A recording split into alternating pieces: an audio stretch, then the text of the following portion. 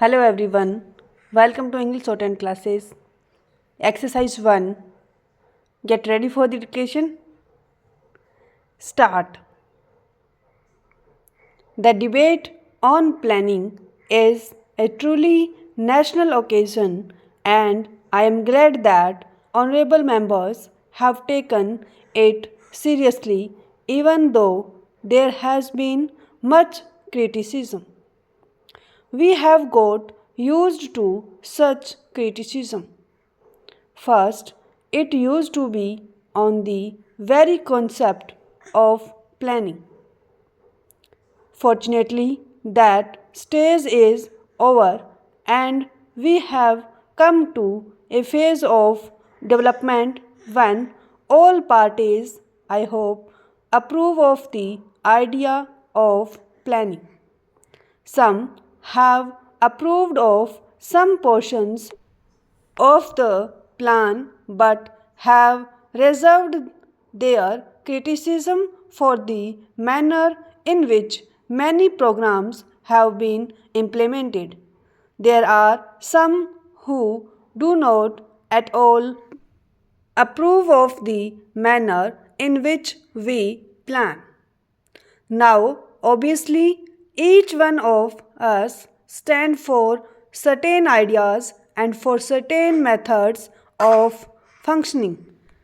We have, after considerable thought and deliberation, decided on the sort of planning commission which we should have and the manner in which it should work. The Planning Commission consists of independent, non party, non political experts, but even they are not solely responsible for the plan. The plan is drawn up on the basis of numerous discussions with people at different levels from every single state, and finally, the plan takes its final shape in the National Development Council, in which all the chief ministers, many of them belonging to other parties, sit together and express their views.